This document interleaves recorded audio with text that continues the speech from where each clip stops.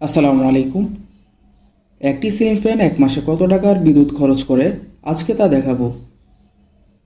আমাদের দেশে যে ফ্যানগুলো তৈরি হয় এই ফ্যানগুলোর ক্ষমতা সাধারণত 60 থেকে 80 ওয়াটের হয়ে থাকে। আমি আমার বাসায় সিলিং ফ্যানটি কত ওয়াটের তা ওয়াট মিটার দিয়ে চেক করে দেখাবো এবং মাসে কত ওয়াটের বিদ্যুৎ বিল আসে তা হিসেব করে দেখব। আমি সিলিং ফ্যানটি একটি ওয়াট মিটারের সাথে সংযোগ দিয়েছি। ফ্যানটি সর্বনিম্ন স্পিডে ছাড়লে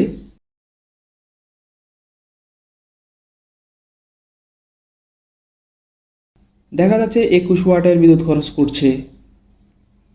স্পিড বাড়িয়ে সর্বোচ্চ করলে ফ্যানটি 84 ওয়াটের বিদ্যুৎ নিচ্ছে।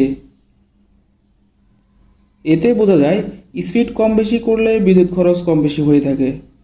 যেহেতু গরমকাল, ফ্যান বেশিরভাগ সময় সর্বোচ্চ স্পিডে ঘোরে। আমি ধরে নিচ্ছি ফ্যানটি 80 ওয়াটের বিদ্যুৎ খরচ করছে এবং দিনে 12 ঘন্টা চলে। তাহলে ফ্যানটি দিনে খরচ করে 960 ওয়াট বা 0.96 ইউনিট, বলা যায় 1 ইউনিটের কাছাকাছি।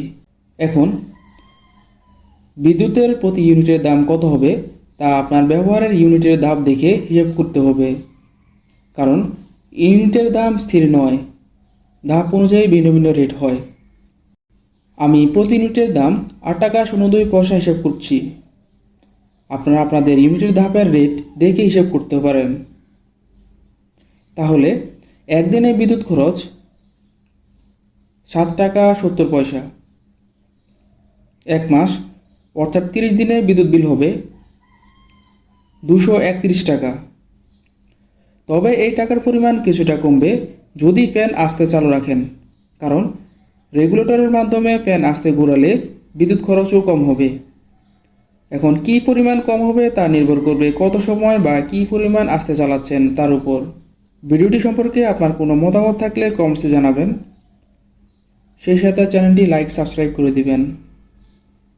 ধন্যবাদ।